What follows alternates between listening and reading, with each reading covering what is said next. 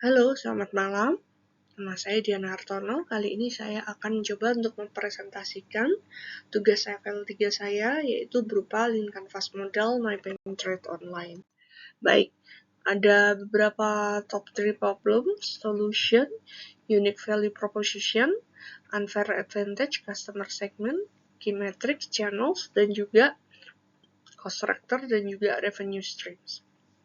Kita akan coba bahas satu persatu ya. Yang pertama, terkait mengenai problems, tentunya ada beberapa problems yang menjadi top tier problems kita. Pertama itu adanya rendahnya literasi investasi di kalangan masyarakat umum. Yang kedua, investor pemula itu sulit memahami fitur dan analisa pasar dan juga adanya persaingan tinggi platform sekuritas dari digital lain. Kita akan coba bahas satu persatu. Berdasarkan Survei Nasional Literasi dan Inklusi Keuangan (SNLIK) 2024 dari OJK dan BPS, indeks literasi keuangan penduduk Indonesia itu hanya mencapai 65,43%. Padahal inklusi keuangan ini sudah di kisaran 75%. Adanya problem rendahnya literasi investasi digital di kalangan masyarakat umum, investor pemula tentunya menjadi sulit memahami fitur dan juga analisa pasar. Selain itu juga adanya problem persaingan tinggi dari platform sekuritas digital lain, adanya keterbatasan integrasi ekosistem investasi, baik secara edukasi, komunitas, dan juga layanan. Lalu juga adanya problem terkait mengenai existing alternatif investasi tradisional offline, di mana lewat broker konvensional atau kantor cabang bank yang masih jadi pilihan bagi investor yang butuh pendampingan secara langsung. Berikutnya, kita akan menuju ke solusi dengan adanya beberapa problem tersebut, maka dibutuhkan adanya platform investasi digital yang mudah digunakan dengan tampilan yang ramah pemula dan juga fitur yang lengkap. Fitur edukasi interaktif seperti video tutorial, webinar, dan juga artikel yang membantu investor baru memahami pasar dan juga produk. Lalu adanya integrasi langsung dengan rekening MyBank untuk kemudahan deposit, penarikan, dan juga transaksi real time. Kolaborasi dengan komunitas investor dan juga edukator untuk meningkatkan engagement dan juga kepercayaan pengguna. Lalu berikutnya, solusinya juga kita harus ada terhadap layanan support yang lebih cepat dan responsif, termasuk chatbot dan juga layanan live chat. Fitur analisis pasar dan juga rekomendasi produk berbasis data untuk membantu pengambilan keputusan investasi.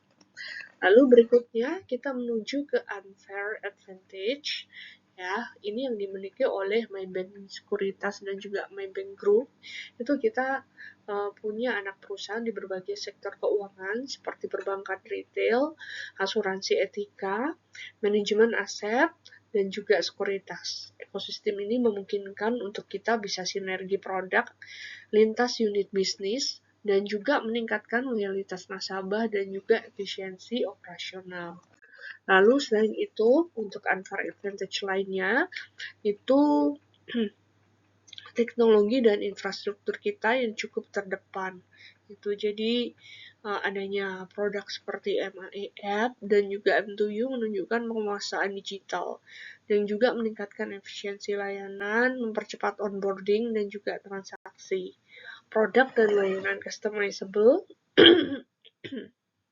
untuk segmen korporasi dan juga UMKM.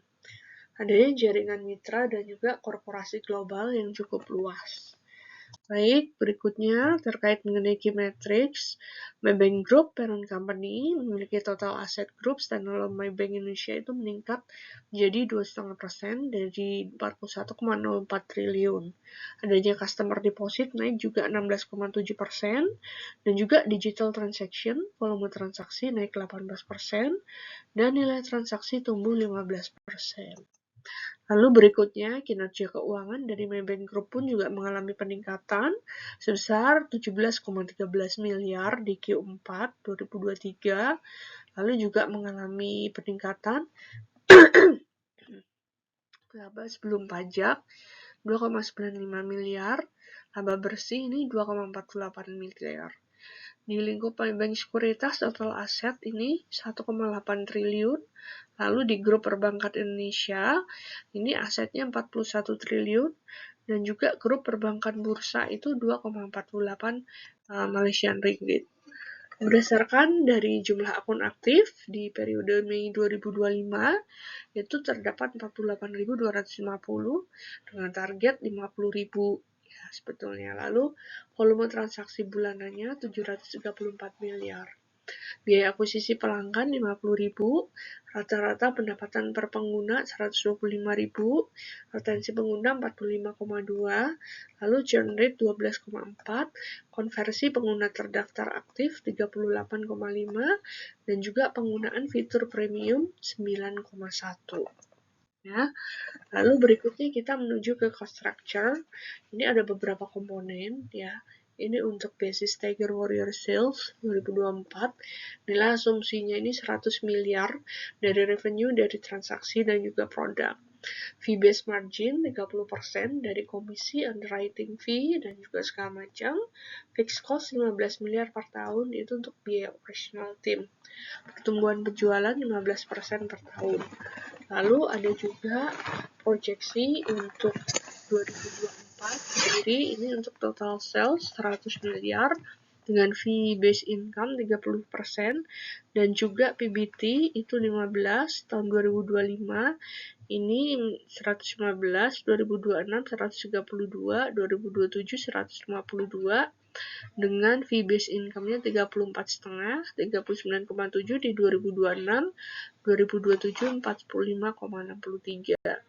PBT-nya ini mengalami kenaikan dari 19,5 2025, 2026 24,7, 2027 30,63.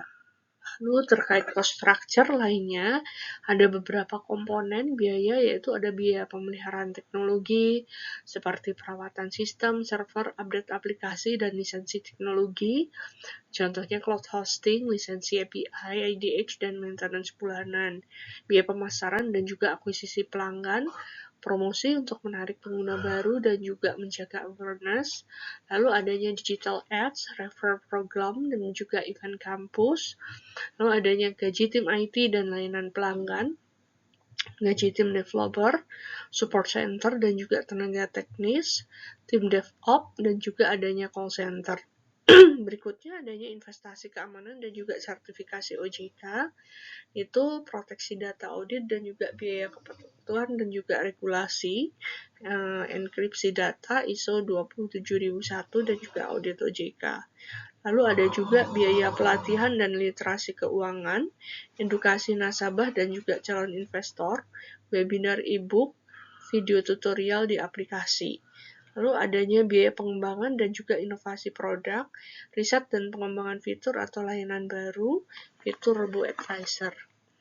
Lalu berikutnya, cost structure ini terdiri dari sumber pendapatan juga, berupa fee transaksi jual beli saham, komisi dari setiap transaksi beli atau jual yang dilakukan, 0,17 dan juga 0,27, pendapatan dari margin financing, itu bunga dari fasilitas pembiayaan transaksi saham, yaitu dengan margin trading 18%, limit 3 kali transaksi, lalu adanya pendapatan dari dana mengendap, imbal hasil dari dana nasabah, dan juga berikutnya komisi dari produk lainnya, berupa fee penjualan produk reksadana, obligasi, dan instrumen investasi lainnya. Lalu ada fee IPO, initial public offering, ini berupa komisi dan insentif. Lalu dari cost structure sendiri, ini untuk teknologi, ini proporsi 25% dengan estimasi 2.500.000 ya. Lalu operational dan support proporsi 20%, marketing dan promosi juga 20%, legal dan kepatuhan itu 10%, infrastruktur dan kantor 15%, dan juga komisi insentif sales atau mitra 10%. Berikutnya kita menuju ke value proposition. Ini terdiri dari beberapa, yaitu adanya KYC, ini secara instan.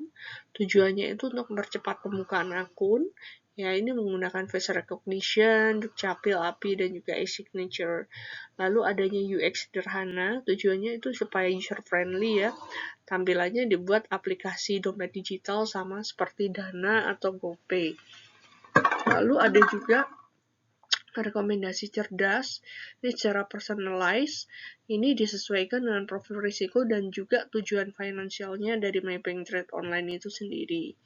Lalu dengan menggunakan investasi minimal rendah, tujuannya tentunya untuk mendapatkan inklusi yang sebanyak-banyaknya ya, mulai dari 10.000 untuk reksadana dan juga 100.000 untuk saham fraksi. Adanya fitur auto debit berikutnya atau nabung saham, tujuannya ini adalah untuk konsistensi, ini bisa didebit setiap bulan. Lalu berikutnya yang menjadikan akses investasi pasar modal ini semudah menjangkau online, adanya simulasi investasi dan juga virtual trading. Pemula bisa belajar tanpa risiko, dan yang terakhir value proposition-nya adalah untuk robo invest. Ya, ini bisa jadi opsional juga bagi yang tidak bisa memilih saham sendiri. Oke. Berikutnya, adanya komisi bersaing yang aman ya, dengan mendapatkan diskon fee dan transaksi sebesar 40% plus cash reward 100.000. Program ini masih terus berjalan. Lalu adanya edukasi lanjutan di semua level investor, baik repo retail, structure warrants, dan juga menggunakan sekolah pasar modal syariah. Lalu channels, aplikasi mobile, dan website Maybank Trade Online ini kita masih akan terus memperbaiki diri ya. Kita akan terus berkembang, kita akan sempurnakan terus. Lalu dengan menggunakan media sosial dan juga email marketing, acara edukasi dan juga webinar daring, dan juga di dalam kantor cabang dan juga mitra agen sekuritas ini juga terus kita kembangkan.